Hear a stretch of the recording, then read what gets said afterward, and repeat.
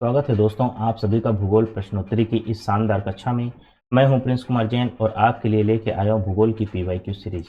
तो चलिए चलते हैं अपने पहले सवाल की तरफ। और हमारा पहला सवाल है, महाविस्फोट सिद्धांत संबंधित है।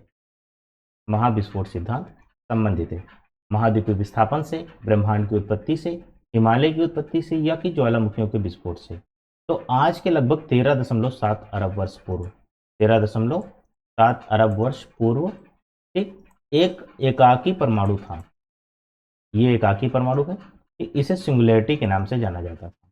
किस नाम से जाना जाता था? सिंगुलैरिटी। हिंदी में इसे एकाकी परमाणु कहते हैं। एकाकी परमाणु। इस सिंगुलैरिटी में विस्फोट हो गया इस प्रकार से। और जब विस्फोट होता है तो ऊष्मा और प्रकाश दोनों उत्सर्जित होते हैं। इस प्रकार से इससे भी ऊष्मा और प्रकाश का सृजन हुआ। कितने ऊष्मा और कितने प्रकाश का सृजन हुआ? बहुत ही ज्यादा। तो इसलिए इसको हम अनंत लिखते हैं कि अनंत ऊष्मा और अनंत प्रकाश का सृजन हुआ।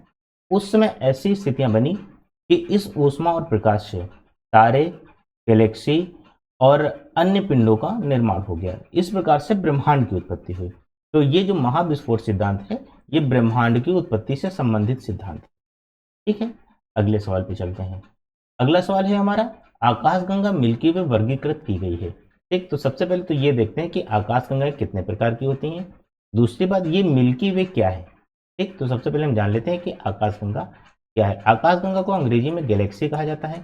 ठीक, और गैलेक्सी होती है 3 प्रकार की। कितने प्रकार की? 3। नंबर 1 पे होती है सर्पिलाकार गैलेक्सी, सर्पिला। नंबर 2 पे होती है दीर्घवृत्ताकार गैलेक्सी, दीर्घवृत्ताकार। और नंबर 3 पे होती है अनियमित गैलेक्सी। इनका कोई आकार निश्चित नहीं होता है। ठीक, तो जो सर्पिलाकार गैलेक्सी होती है, ये मान लीजिए कि इसका केंद्र है, इस प्रकार से बनी होती है। और दीर्घवृत्ताकार गैलेक्सी इस प्रकार से होती है। अनियमित गैलेक्सी का कोई भी आकार निश्चित नहीं होता है, तो ये अनियमित ही है। ठीक, किसी भी आकार की ये हो सकती है। अब ये देखते हैं कि मिल्की वे क्या है। मिल्की वे जिस गैलेक्सी में हम लोग रहते हैं, यानी कि हमारी आकाशगंगा। किसकी आकाशगंगा? हमारी आकाशगंगा। इसका नाम है मिल्की वे आकाशगंगा। ठीक, इसका क्या नाम है? मिल्की वे आकाशगंगा। और इसे हिंदी में दुग्ध मेखला आकाशगंगा भी कहते हैं। दुग्ध मेखला या मिल्की वे। और इसका एक हिंदी में और भी नाम है, इसे मंदाकिनी के नाम से भी जाना जाता है। इस प्रकार से हमारी आकाशगंगा को दुग्ध मेखला या मंदाकिनी और यह मिल्की वे आकाशगंगा कहते हैं। ठीक, इसका स्वरूप ये पूछ रहा है कि किस प्रकार से ये वर्गीकृत की गई है। ठीक, तो ये वर्गीकृत की गई है सर्पिलाकार आकाशगंगा के रूप में। यानी कि ये जो हमारी आकाशगंगा है, इसका जो स्वरूप है वो सर्पिलाकार आकाशगंगा है। तो इस प्रकार से जो ऑप्शन ए है, सर्पिलाकार गैलेक्सी के रूप में वर्गीकृत की गई है। तो ये आपका ऑप्शन नंबर ए सही हो जाएगा। विद्युत गैलेक्सी या अनियमित गैलेक्सी के रूप में वर्गीकृत ये नहीं की गई है। अगले सवाल पे हम चलते हैं। अगला सवाल है हमारा, ब्लैक होल। ठीक, ये जो ब्लैक होल है, ये अंतरिक्ष में एक पिंड है जो किसी भी प्रकार के विकिरण को बाहर नहीं आने देता। इसका क्या कारण हो सकता है? ये आकार में बहुत ही छोटे होते हैं, या ये आकार में बहुत ही बड़े होते हैं। इनका घनत्व बहुत ज्यादा होता है और इनका घनत्व बहुत ही कम होता है। सबसे पहले तो हम ये देखते हैं कि ये जो ब्लैक होल है, इनका निर्माण कैसे होता है। ये कोई भी एक तारा है, और जब ये तारा, एक तारा कोई भी हो, जब ये तारा अपने अंतिम अवस्था में पहुंचता है, तो इसका जो अंत है वो कितने प्रकार से हो सकता है? 2 प्रकार से। ठीक, किस किस प्रकार से हो सकता है? एक तो ये काला वामन बन सकता है, और काला वामन के रूप में अपना ये अंतिम समय मतलब अंतिम अवस्था को प्राप्त कर सकता है। और दूसरा, ये ब्लैक होल के रूप में अंतिम अवस्था को प्राप्त कर सकता है। काला वामन को किस प्रकार के तारे बनते हैं? जो छोटे आकार के तारे होते हैं, यानी कि वो काला वामन बनते हैं, और जो बड़े तारे होते हैं वो ब्लैक होल बनते हैं। बड़े तारे में कितने बड़े तारे, और मतलब ब्लैक होल के आकार का कोई निश्चित नहीं है। बहुत बड़ा तारा होगा तो ब्लैक होल का आकार भी कुछ बड़ा होगा, उससे अपेक्षाकृत कुछ छोटा तारा होगा तो ब्लैक होल का आकार भी छोटा होगा। तो इस प्रकार से जो ऑप्शन नंबर ए है और ऑप्शन नंबर बी है, ये तो हो जाएगा गलत। हाँ, उच्च घनत्व ये कब बनते हैं? जबकि तारे में नाभिकीय संलयन की प्रक्रिया समाप्त हो जाती है, लेकिन गुरुत्वाकर्षण शेष रहता है, यानी कि उनमें गुरुत्व बल रहता है।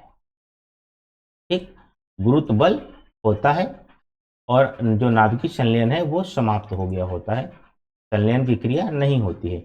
गुरुत्व के कारण जो चीजें हैं वो पास आने लगती हैं और जिससे उन चीजों का घनत्व बढ़ने लगता है, और जो पिंड के बाहर की भी चीजें होती हैं वो भी पास आने लगती हैं। जब घनत्व बढ़ने लगता है तो ये घनत्व इतना ज्यादा बढ़ जाता है कि ये इसका घनत्व अनंत हो जाता है। तो इस प्रकार से ये जो ब्लैक होल होते हैं इनका घनत्व बहुत ही ज्यादा होता है, ठीक, अल्प घनत्व नहीं होता है। तो इस प्रकार से जो ऑप्शन सी है वो आपका सही हो जाएगा। अगले सवाल पे चलते हैं। अगला सवाल है हमारा, एक निश्चित आकृति में व्यवस्थित ताराओं का समूह कहलाता है। निश्चित आकृति में व्यवस्थित ताराओं का समूह क्या कहलाता है? आकाशगंगा, नक्षत्र, एंड्रोमीडा या सौरमंडल। आकाशगंगा में निश्चित रूप से तारे बहुत ज्यादा होते हैं, लेकिन व्यवस्थित तारे होते हैं ऐसा नहीं है। तो जहां पर व्यवस्थित तारे होते हैं, एक आपने आकाश में देखा होगा कि एक सप्तऋषि तारामंडल का समूह दिखाई देता है इस प्रकार से, ठीक, और ये सदैव एक ही स्वरूप में व्यवस्थित होते हैं। तो इस प्रकार से जो इनका ये समूह है, व्यवस्थित ताराओं का ये समूह है, इस समूह को क्या कहते हैं? तारामंडल। और तारामंडल का ही एक दूसरा नाम भी है जिसे हम कहते हैं नक्षत्र। तो इस प्रकार से जो ऑप्शन नंबर बी है वो सही हो जाएगा कि निश्चित आकृति में व्यवस्थित जो ताराओं का समूह है वो नक्षत्र कहलाता है या तारामंडल कहलाता है। अगले सवाल पे चलते हैं। अगला सवाल है हमारा, एक व्यक्ति का गांव उसके स्थान से पूर्व में 5 किलोमीटर दूर है। उसने ध्रुव तारे को पहचान लिया। गांव पहुंचने हेतु निम्नलिखित में से कौन से मार्ग को अपनाना अधिक सुविधाजनक रहेगा? ठीक, तो सबसे पहले हम दिशा सूचक बना रहे हैं। ये हो गया उत्तर, दक्षिण, पूर्व और ये पश्चिम। ये मान लेते हैं कि एक व्यक्ति है, ठीक, इसका पूर्व की दिशा में, ये पूर्व की दिशा है 5 किलोमीटर और यहाँ पर इसका गांव है।